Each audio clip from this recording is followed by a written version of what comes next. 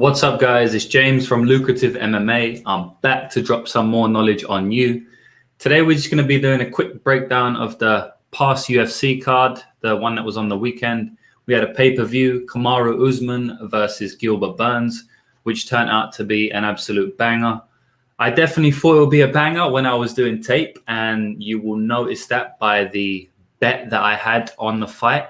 And maybe I didn't think it was going to be that exciting. You know, Gilbert Burns almost stopped him in the first round, and then Camaro ended up rallying, almost stopping him in the second round, and then finally got the finish in the third round. Solidified himself as the best welterweight on the planet, and bit of a strange call out after from Camaro. He called out Jorge Masvidal, but maybe he's just doing that for the money. Maybe he really does want to finish Masvidal. You know, if Masvidal's been talking shit after Camaro dominated him for 5 rounds, it might piss you off, you know. But yeah, it was a great card, and I'm going to break it down from top to bottom. I will also go over the bets I had on the card, you know, and I will also go over some of the best bets on the card, whether I had them or not. And there were quite a few bets that I didn't have on the card that I thought were the best bets. So I'll be breaking them down as well, but just generically give my thoughts on the card in general. So we'll get straight into it. I guess what I'll do first is I'll just break down my bets quickly. As you probably know, if you watch my videos, I have a betting service. Clients tail me and make money with me. This week was a solid week for us. We won 5.3 units, and it could have been more if we had this little juicy prop bet that almost cashed. And I'll get into that now. So I'll just bring up the bets that I had on the card. So I hope you can see that. I've zoomed in quite a bit. But yeah, so the first bet we had on the card, well, I won't go from the first bet because it's not in order here of what fights happen, but I will just go straight from the top down how they've been listed on betmma.tips. Shout out to betmma.tips, by the way. It's a very solid website. If any of you bet on MMA, I highly suggest tracking your bets on betmma.tips. They give you a lot of information, and it can only improve you as a bettor. You know, it's definitely improved me. So I would sign up with them if you have the opportunity to. So the first bet they've got listed here was Pollyanna Viana versus Mallory Martin. We played Pollyanna Viana at +125. I think it went off at like a pick'em. So, you know, I'm happy to beat the line there. I wish I would have done tape earlier. I think she might have been a slightly bigger underdog at some point. And you know, if you guys know about sports betting, if you guys have been listening to my content, if you guys are members of mine and have gone on the members area in the website and watched my sports betting training courses, you will understand that I always talk about beating the closing line value beating the closing line, I should say, as something very important in sports betting. Now, I will say that it may be more important in other sports, but it still is very important in this sport. If you beat the closing line of all of your bets over the course of a year, but they were just random bets, right? You didn't know the fighters, you didn't do any tape study, but you just somehow knew what the closing line would be and you beat the closing line each time, I'm almost certain you would profit, okay? The market isn't stupid. We are the market. We're not stupid. People who do this long term and actually make money from it, or do it professionally, you know, they influence the market. So the market isn't stupid at the end of the day. Now, the market a lot of times can be stupid, especially when a fight has got huge hype. Someone like Jorge Masvidal when he fights, or Sean O'Malley, these people obviously always get overhyped by the market. But in general, the market is not stupid. And if you beat the closing line over a long time, you will win, even in MMA. So I say that to say that we beat the closing line here, Pollyanna Viana. Not hugely, but we definitely beat it. We got her at +125, and exactly what I thought would happen happened at the end of the day. So Pollyanna Viana come out with her head up in the air like she always does. She did get caught once by Mallory Martin on the feet, but at the end of the day, she looked slicker on the feet, in my opinion. She was touching Mallory up for the limited amount of time it did stay on the feet, probably for less than a minute in that first round, if I can remember rightly. She was throwing kicks, and she got taken down off a kick like I said would happen. And actually, if you go to my Twitter, I posted up a couple of snippets of the breakdowns I give to my members. I basically break down all of the bets that me and my members have bet on. And in the breakdown, I did say that Viana is going to be on the outside, spamming kicks, and she will have free reign to do that. Because if she does get taken down off a kick, which is highly likely because Mallory Martin is a wrestler and her instinct is just going to be to catch the kick and take her down, even if she knows to not take her down, that's just going to be her instinct, right? And if that does happen, I said Pollyanna Viana is going to be winning minutes off her back, and I wouldn't be surprised if Pollyanna Viana catches a submission and submits Mallory Martin. Now, I know a lot of people were on Pollyanna Viana in this fight. A lot of people were on Pollyanna Viana by submission. In hindsight, I should have played the submission prop as well. I was very, very close to playing it, but because I already had exposure to her money line, I thought I won't play that. But in hindsight, obviously, I should have played it. I did think, though, that she was live for a decision win, especially because if she did get taken down, which she would against wrestler Martin, she would be winning minutes off her back. She would be throwing up submission attempts. And even if Martin was able to get out of the submission attempts, she would still win points, win a decision because of what she was doing off her back. Not to mention, I thought she was more dangerous, had the higher volume on the feet, especially with the kick. She's a big kicker. Mallory Martin's mainly just a puncher. So, I thought she was very live for that decision win as well, although I guess I probably favored her inside the distance because I had the exposure to the plus 125 line, underdog line already. I didn't play it inside the distance. Anyone who played the inside the distance, well done. It was a very solid bet. And basically what I thought would happen happened. So I was happy to cash on that one. Next fight listed here is Chris Gutierrez versus Andre Ewell. Now, this one, there was some back and forth on Twitter. I saw some people, because quite a few people on Ewell, right? But quite a few people on Gutierrez as well. I'd say it's probably a 50-50 fight split down the middle. And it reflected that in the odds. And then it also reflected that in the aftermath after, because a lot of people were saying that, Andre Ewell, deserved to win this fight or should have won this fight or was winning this fight up until the third round. I have to be careful here because I did bet on Chris Gutierrez and I won the bet. So, I'm probably going to be a bit biased. But at the end of the day, I think it was pretty clear to see that Chris Gutierrez was the rightful winner of this fight. I mean, I don't think no one argued with that, the way he virtually got a 10-8 round in that last round. And I believe on one judge's scorecard, or two, definitely one, he did get a 10-8 round there. So, I mean, I don't think anyone's arguing that Chris Gutierrez shouldn't have won the fight, but people are saying that Andre Ewell was the right side, right? I completely disagree with that. I mean, Chris Gutierrez, fought well for the first two rounds. It was close as fuck. How can you really make that argument that Andre Ewell was the right side when the fight was so close up until the third round, right?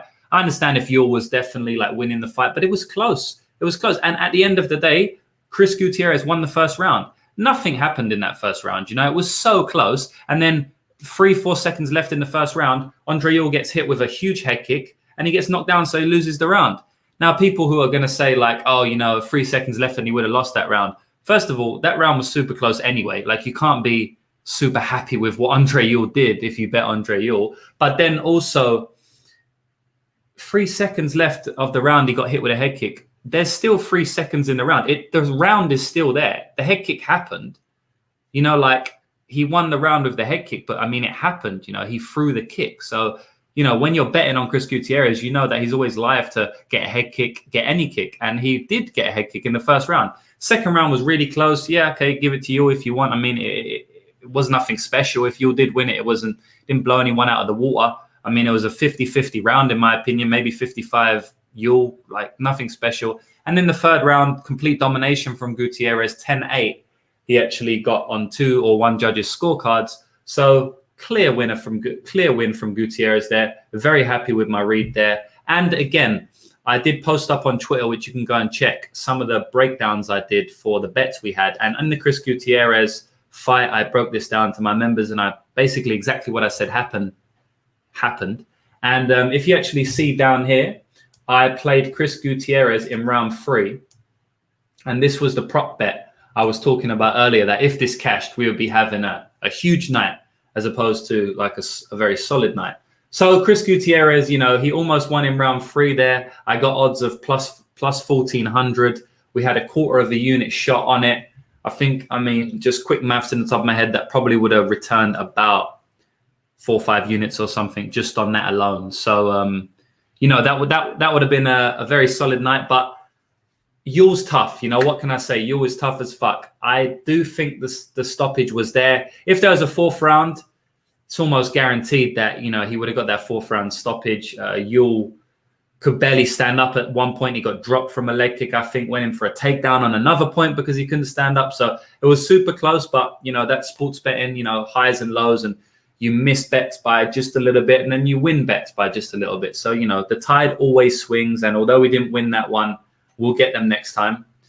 The next bet I have here, Gabriel Green versus Phil Rowe. Probably one of, well, definitely the least sharp bet of the night for me, I guess. But it still cashed at the end of the day. So Gabriel Green could have finished this fight 3 separate times, right?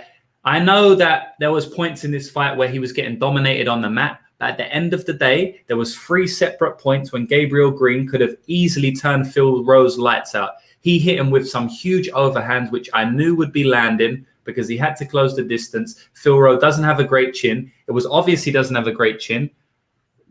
One time, Phil Rowe was out on his feet up against the fence. Gabriel Green coming for a body shot. And because Gabriel Green and Phil Rowe, the height difference is crazy, he hit him in the nuts. Definitely didn't mean it because he had the guy wobbling.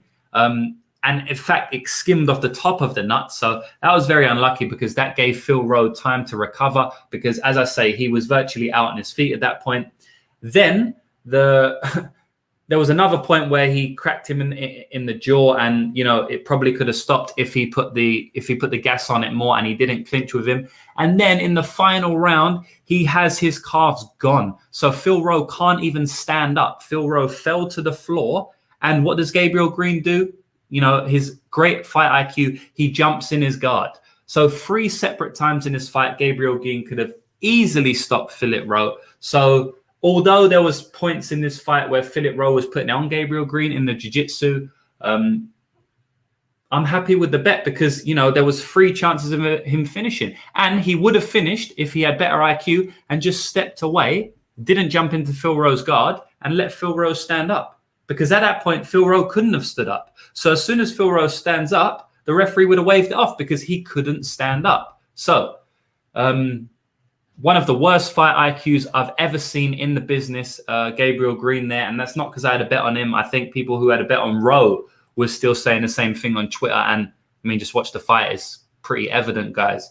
But that's what you get when you bet on low-level fights. So, you know, although it was terrible IQ, it's something that maybe I could expect because, you know, at the end of the day, Gabriel Green is a low-level fighter.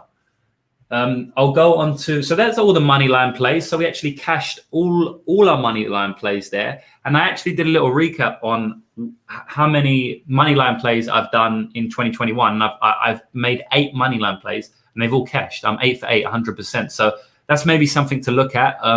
Maybe I'm making better reads now. And, you know, it's hard to say because it's so early on. But I mean, the evidence is there, 8 for 8, but you know, it could just be a hot streak.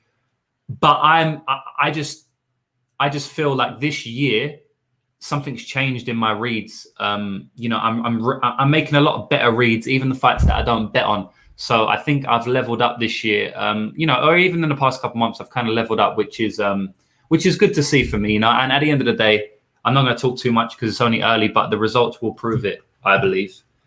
And I'll just hit the chat here. If any of you are in the chat, light up the chat because it'll be good to see you guys in here and interact with you. Oscar Ortega, what's up, bro? Thanks for joining. Oscar Ortega is saying, feel you, man. Green's IQ is subpar and conditioning too. Yeah, man. I mean, the IQ is subpar is being very generous. You know, at the end of the day, I don't want to be rude to Gabriel Green, but it was probably one of the worst IQs I've ever seen in regards to initiating grappling when Phil Rowe couldn't stand up. And then after in his post-fight interview, he says, oh, I could tell that the calf kicks were hurting him. Well, yeah, duh. Hopefully you could tell. But then he says he knew the calf kicks were hurting him. So I don't understand why you didn't just continue to, you know, hit the calf kicks. Why would you jump into his guard? But I don't think I'll ever make sense of that. I'll never understand that. His conditioning is subpar. I mean, to be honest, I wouldn't say that.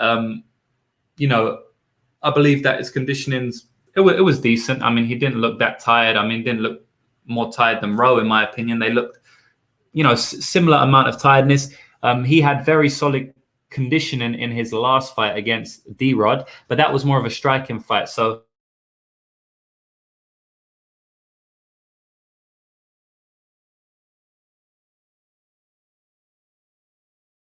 I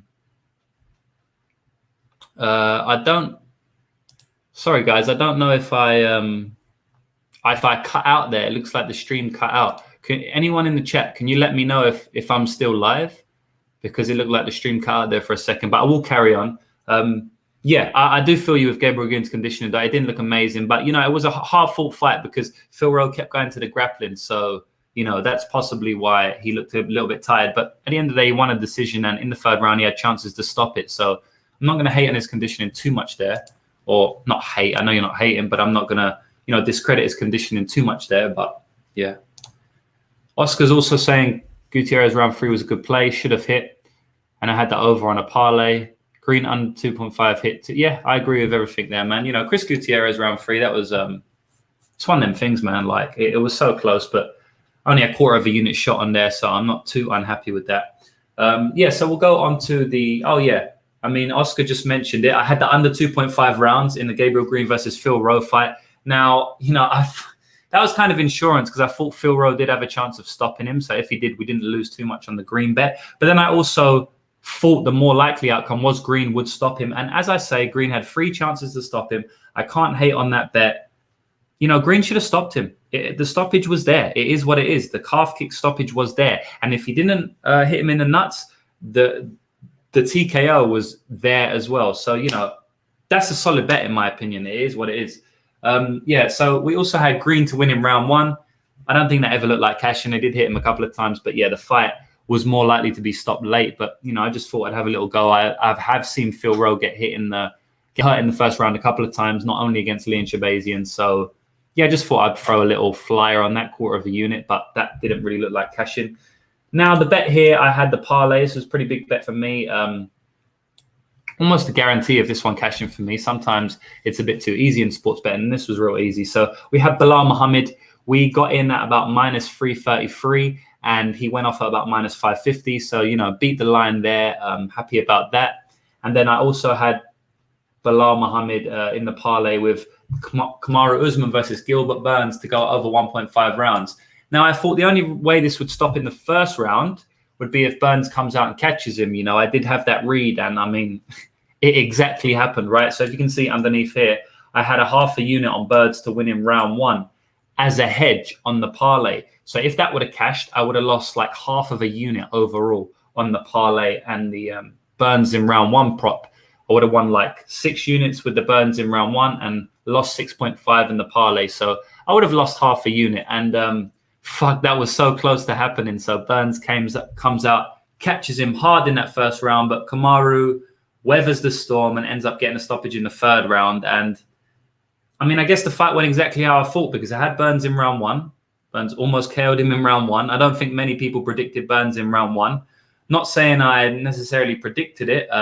You know, I thought that there was definitely an opportunity of happening, and it turned out to be so.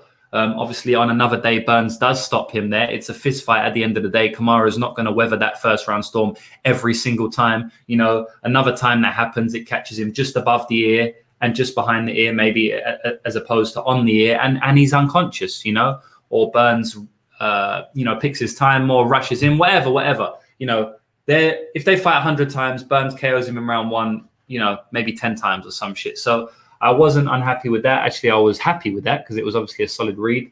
And overall, the bet won, and we cashed 4 units on that bet. That was like a very big bet for me there. And we cashed it with ease at the end of the day, you know, with the hedge in mind. So if the hedge wasn't there, it wouldn't be with ease, right? I would have been really sweating. But I wasn't sweating at all when Burns was hitting him, because I knew that even if Burns did KO him, I still win. So, yeah, that's all the bets. I've spoke about all the bets, and as I say, if any of you are in here, can you just light up the chat and let me know that the that the stream is still going on, because it did cut out earlier and I don't know if I'm still streaming live. The only way to know is if someone pops up in the chat and lets me know. So please do that. So I don't want to be talking to myself for the next half an hour. But I've gone over all of them bets for me, and I'll go straight into the card now. Just some of the talking points on the card. So I hope you can see that. I've zoomed in quite a bit. So Gabe Green versus Phil Rowe. I've spoke about that one already. Next fight, Gutierrez, Andre Ewell. Spoke about that one. Viana versus Mallory Martin. Spoke about that one. So we had 3 bets on the first 3 fights of the card, and we cashed them all. Actually, the first 4 fights on the card, and we cashed them all. So the Belal Muhammad Diego Lima, didn't really speak about that. And no one's... thanks. Oscar Ortega is saying that I am live. And Cody is saying, thanks for that, boys. I don't know what happened earlier. And thanks for being here. I don't think I've seen you guys before, so appreciate you tuning in. So Belal Muhammad versus Diego Lima. This is a good fight, man. Belal Muhammad put it on him, he drowned Diego Lima in this fight. So Diego Lima, he did well to stay in there. I know my boy Z from Z's MMA. Go and check him out on Twitter, on YouTube. He's got some solid MMA content, MMA betting content, and you can learn a lot from him. I definitely have. And I know that he was on the Belal Muhammad by KO TKO, and that was a solid read. That was one of them reads where I reckon it had value, even though it lost. And then there was also one of them weird fights where Belal Muhammad by decision probably also had value and it won. So like his decision line and his KO line probably were both valid bets, which is kind of weird to say, but I do believe that was one of the cases. One of the cases of this also was a couple of weeks ago when Movsar Evloev fought Nick Lentz. I believe his inside the distance line and his decision line both held value there, which again, as I say, is kind of strange, but I do think it's valuable or viable in this circumstance. But Belal Muhammad basically put the pressure on him, hurt Diego Lima many times, but the thing about Belal, he just didn't have enough power to put him away. If he had a bit more power, he'd have put Lima away all day, but he couldn't drop Lima. He really hurt him, and you could see, but he just couldn't drop him. I think if he would have just dropped him once, he probably could have pounced on and the ref would have stopped it, because, the ref would have seen how much punishment he was taking. But because he was staying on his feet, the refs don't really stop fights when the fighter is still on their feet, unless the fighter is completely not defending himself and just covering up, shelling up, which Lima wasn't doing. Lima was taking the shots, but he would always fire back. He'd always come back with the leg kick. So it was just unfortunate that Belal didn't have enough power to drop him, because even if Lima wasn't more hurt than he was on the feet, if he would have dropped him, he probably would have been able to stop the fight, because, once a fighter gets dropped, then the referee's way more inclined to stop the fight, especially as Belal would have been in a controlling position on top of Lima, pounding him away, as opposed to, up against the fence and they're both still on their feet. So if that would happen, Z would have cashed, but, Belal just didn't have enough power. So unlucky there. Diego Lima almost took home Belal's calf. So you have to rate Belal for, staying in his face, even though his calf was obviously hurting ridiculously. And, Bully is a funny guy on Twitter. And he came up today saying, I saw him on my timeline today on Twitter tweeting. He said something like, I didn't know you need calves this much to walk. So, he's feeling his calf. And, respect for Belal Muhammad, man. He was just a level above here. As I said, I had him in a parlay. I mean, never, ever any question that he would win that fight pre-tape, after tape. And, in the fight, maybe a little bit of worry because of the calf kicks.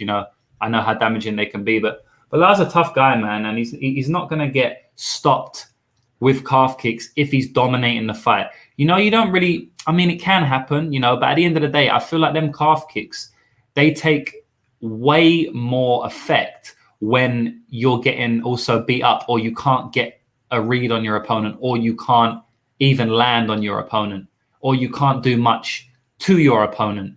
Do you know what I mean? So like, for example, if Lima was smashing the calf of Belal through that whole fight, the exact same amount he did, right? So like, he didn't hit him in the calf any more than he did on Saturday. But if Belal wasn't catching him with shots, then Belal probably would have gone down. Now, maybe not Belal. I know he's a tough guy, but just in general, right? Because it's mentally fatiguing, draining. and it's mentally off-putting, right? If your calf's getting smashed, but then you can't put any pressure or you can't catch the opponent, you know, like Morales when he fought Chris Gutierrez, then you're way more likely to just give up under the pain. But if you're like Bilal Muhammad, you're smashing the fuck out of Diego Lima, right? But your calf is getting battered. You're going to push on because you know, like, yeah, all right, he's hitting me with calf kicks, but I'm smashing this guy up. So just mentally, you're going to push forward more. And, you know, at the end of the day, guys, no matter what you think, fighting is such a huge mental game, you know, like, it's so huge. In the fight, pre-fight, after fight, everything, the mental part of fighting is so huge, especially at this level when these fighters are already solid fighters. They're already got solid conditioning, most of them, maybe not the next guy, which we'll speak about in a minute, but, you know, conditioning also as opposed to taking shots. Like, they've felt pain before, like, but they're not just going to give up to pain, or most of the time. But if they can't even touch their opponent and they're in pain, they're way more liable to give up. Anyway. Solid win from Bilal, and at this point, he needs to get someone higher up. I believe he called out Li Jingliang. Look, that would be a good fight. I would like to see that, but yeah, Bilal does need to move up in the rankings now. I don't want to see him fight Diego Limas anymore. My bank account does, because I'll lay chalk on Bilal all day in these spots. But yeah, it would be nice to see him get a step up now. Right, the next fight was probably the craziest fight in the whole card, just the way it happened. You know, Anthony Fluffy Hernandez submits Rodolfo Vieira. Yes, you read that right. You saw that right. You watched that right on Saturday. Rodolfo Vieira got submitted by Anthony Hernandez. You know, Vieira, you know, typical thing. It's funny because he destroyed Fluffy in that first 2 minutes. Like, he was ragdolling him. He took his back. It looked like a formality, right? And I typed on Twitter, you can go back and check this, during the fight, during the first round. Wow, this is horrible to watch. This looks like a lion playing with his prey. But then on the same tweet, I said, but will the lion gas? And the lion did gas. The lion gassed and the lion became the prey. That's why MMA is the craziest game of all time, because the game can switch like that. The game switches like that in no other sport. You know, it doesn't exist. And that's why we all love the sport, you know, stuff like this. Congrats to Anthony Hernandez. He was like a plus 350 underdog. I know Clint from the Die Hard MMA podcast bet him. Congratulations to him. I didn't have it in me to bet him. To be honest, this is one of the fights I did barely any tape for. I'll have my hands up and say it. But it's just a lesson to me that you need to tape and, you know, really watch and study every single fight. You know, there's so many UFC events on, and sometimes I'll tape events 3-4 weeks in the future. If I see a line I like that's already out, or if I see a matchup get announced that I may want to bet in because I might like a specific side. So it is hard to keep up with, you know, all the fights, and it is hard to do tape for all the fights.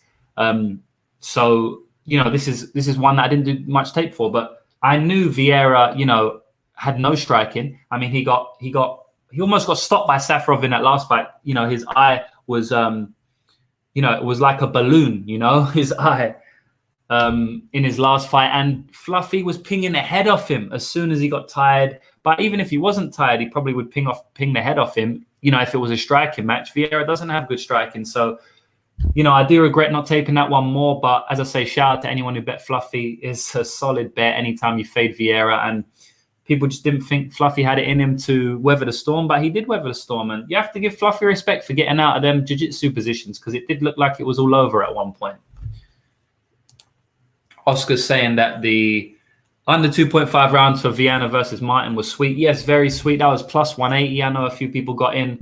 And yeah, man, I'm kicking myself that I didn't do Viana inside the distance. But as I already explained, I had exposure on her at the underdog money already at plus 125. So I thought that was good. But if you cashed on that, well done, Oscar. It's a very good bet. Oscar's saying you need some kind of success to pull through. And I think you're talking about when I was speaking about the leg kicks, you know, like, or in pain in general. If you're in pain, it's way easier to withstand that pain if you're also having success. And you're exactly right. If you're having no success, you just don't even want to fight anymore. Why would you? You're getting battered. You know, that's why the towels get thrown in, because like there's no chance. But if a fighter's getting completely battered, right, but he's also battering the other fighter, then the towel's not going to get thrown in, right? Because he could pull through, as you say. Right, the next fight on the card, was Julian Marquez versus Mackie Pitolo. Now, Mackie Pitolo came out like Mackie Pitona Megomedov here. You know, he was taking Marquez down at will, controlling him, which a lot of people didn't think would happen because Marquez is he's a bull. He's a mountain of a man. Like I heard Z say in his stream. I wasn't watching it live, but I managed to catch a replay. And, he said he was like the mountain man, that's what his nickname should be. And it should be. But Mackie Pitolo was able to control the mountain man. And Mackie Pitolo is not huge at that weight. In fact, he's coming up from a weight below, So I was pretty surprised at that. But I guess Marquez has been away for a while. Don't know if that would really affect too much the wrestling and stuff. But, I guess a bit. When you're away for a while, it kind of more affects, I guess, your mindset and I would say the striking because you can't really replicate that as much as you can replicate wrestling and jiu-jitsu. But anyway, Pitolo was doing well. Anyone who backed Pitolo, I do feel for you as the underdog there. But Marquez rallied back, and got himself a shot at Miley Cyrus, which then he fucked up, which was funny. But now Miley Cyrus is saying sign MC into your chest. Like, man, if you don't want to do that, don't do that. Like she should do something as well. I understand what Marquez is saying, like, don't tell me to sign something in my chest, like, I'll do what I want, like I said, you want to be my Valentine? Yes or no? There's no signing into my chest, but look, I'm only joking at the end of the day. They're both celebrities. It would have been a funny thing if he came out on social media, with shaved MC into his chest. And if any of you are like, James, what the fuck are you talking about? Basically, Julian Marquez stopped Pitolo, and in his post-fight interview, he called out Miley Cyrus. But he asked Miley Cyrus to be his Valentine. Miley Cyrus posted on Twitter or Instagram saying that if you shave MC into your chest, I will be. And then he came out and said, if you get a tattoo of my nickname or a henna tattoo on your belly button, then I'll shave it into your chest. Just a bit of funny storyline that I was keeping up with there. But the next fight we had was Ricky Simone. See Oscar saying he would have photoshopped his chest. Yeah, I mean that would be the easy thing to do, right? Or I mean he looks like he grows chest hair pretty quick. So even if he would have done it, shaved it all off, I'm sure it would have come back in no time. So the next fight, now we're on to the main card, was Ricky Simone versus Brian Kelleher. Obviously, very solid fight. Ricky Simone dominated that fight.